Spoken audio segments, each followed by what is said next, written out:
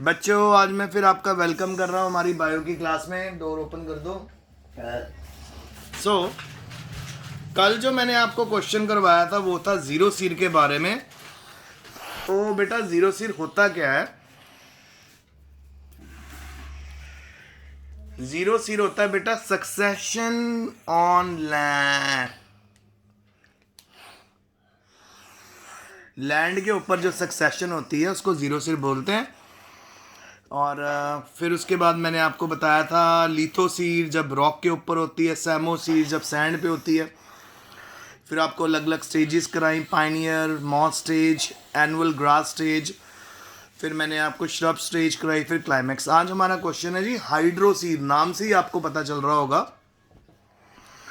कि प्लांटेशन या जो इकोलॉजिकल सक्सेशन जब पानी के अंदर होती है, वाटर के अंदर होती है, तो उसको बोलते हैं हाइड्रोसीर। सो हाइड्रोसीर की कम्युनिटीज देखते सबसे पहले आ जाती थी नंबर 1 पे हमारी पाइनियर कम्युनिटी। ठीक है, पाइनियर कम्युनिटी में क्या होता है, ये एक तरह से ओपन वाटर होता है सिस्टम। इसमें सबसे पहले जो यहाँ पे ऑर्गेनिज्म आपको मिलेंगे, फाइटोप्लैंक्टन्स मिलेंगे, जैसे डायटम्स हो गए, यूनिसेलुलर फिलामेंटस एल्गी होगी, ग्रीन फ्लैजिलेट और साइनोबैक्टीरिया हो गए। ये सबसे पहले जो पाइनियर स्टेज सेट करेंगे और ये ऑर्गेनिज्म पानी में रीच करते हैं एयर और एनिमल्स के और स्पोर्स के थ्रू। ठीक है, तो एक ऐसे पानी की मैं बात कर रहा हूँ जहाँ पे अभी किसी भी तरह की वेजिटेशन नहीं आई, तो वहाँ पर सबसे पहली जो स्टार्ट होएगी बेटा वो होएगी हमारी पाइनियर कम्युनिटी, जिसमें फाइटोप्लैंक्टन्स आ जाएंगे, यूनिसेलुलर और फिलामेंटस एल्गी आ जाएगी, साइनोबैक्टीरिया आ जाएंगे। ठीक है, फिर उसके बाद ये जल्दी जल्दी मल्टीप्लाई करेंगे कि उनका जो रिप्रोडक्टिव रेट होता है बहुत ज़्यादा होता है।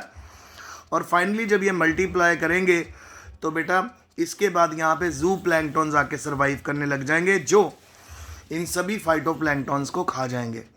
और जितना भी डेड फाइटोप्लैंक्टन्स का मिक्स होगा वो बॉटम के अंदर इकट्ठा होता रहेगा, वहाँ की मड के अंदर, और सॉफ्ट और फर्टाइल बन जाएगा।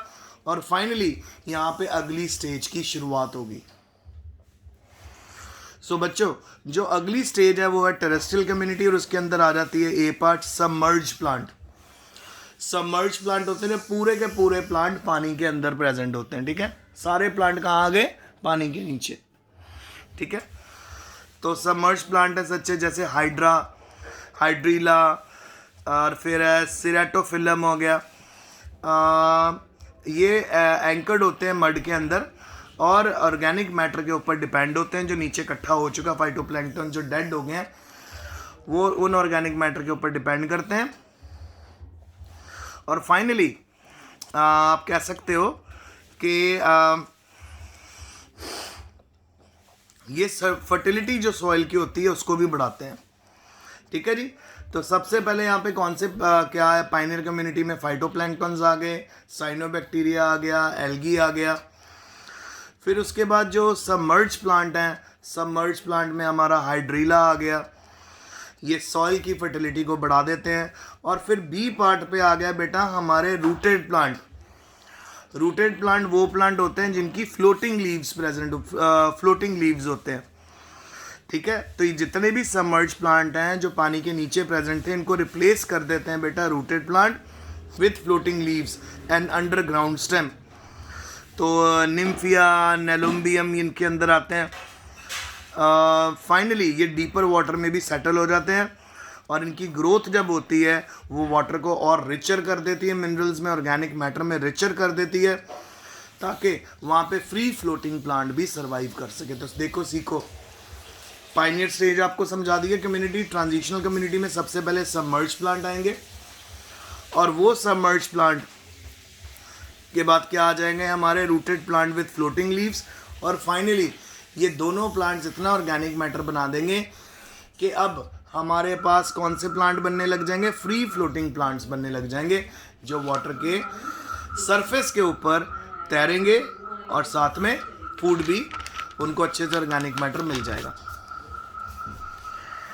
फिर हम पहुंच गए बेटा सी पार्ट पे, फ्री फ्लोटिंग प्लांट आ गए, जैसे आपको पता है लैमना, पिस्टिया, अजोला और लोटस, है ना, कमल। ये भी डेड ऑर्गेनिक मैटर बहुत ऐड करते जाएंगे धीरे धीरे। जो शैलो वाटर है जो मार्श में कन्वर्ट होना शुरू हो जाएगा, ठीक है। और फिर बेटा एम्फीबियस प्लांट आ जाएंगे, ऐसे प्लांट वहाँ पे ग्रो करेंगे जो पानी में भी रह सकते हैं और जो पानी के बिना भी रह सकते हैं। तो ऐसे प्लांट्स में आ जाएंगे हमारे टाइफा और पॉलीगोनम, ठीक है। एम्फीबियस प्लांट्स क्यों है? क्योंकि which are rooted in the soil but their shoots extend well into the air, यानी पानी के अंदर इनकी रूट्स हैं, ठीक है, सॉइल में अच्छे से रूटेड है, पर इनकी जो शूट है, जो इनके लीव्स है, वो अच्छे से हवा में बाहर आए हुए हैं।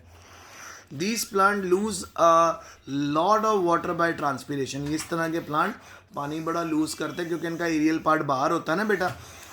सो loss of water from aerial part of the leaves, आपको पता है, उसको ट्रांसपीरेशन बोलते हैं। और ये ढेर सारा डिकेइंग ऑर्गेनिक मैटर भी अपनी डेथ के बाद पीछे छोड़ते रहते हैं।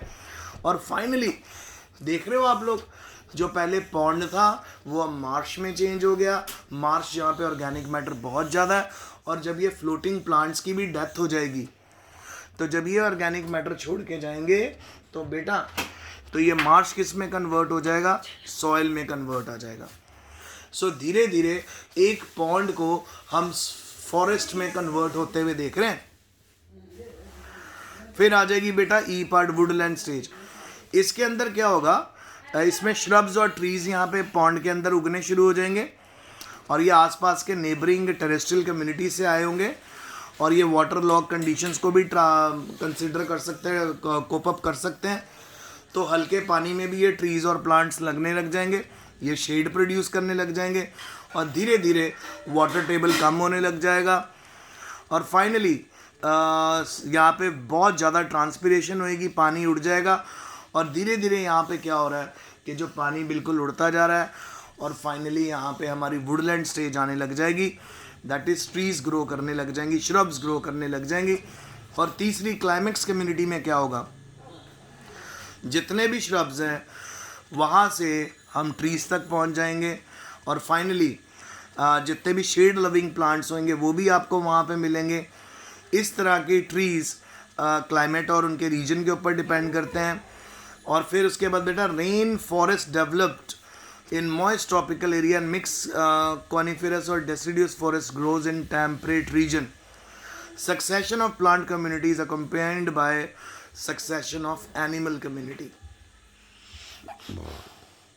तो आज मैंने आपको हाइड्रोसीर करवाया, और हाइड्रोसीर में मैंने आपको बताया कि कैसे एक पॉन्ड किस में कन्वर्ट हो जाता है? एक प्रॉपर फॉरेस्ट में।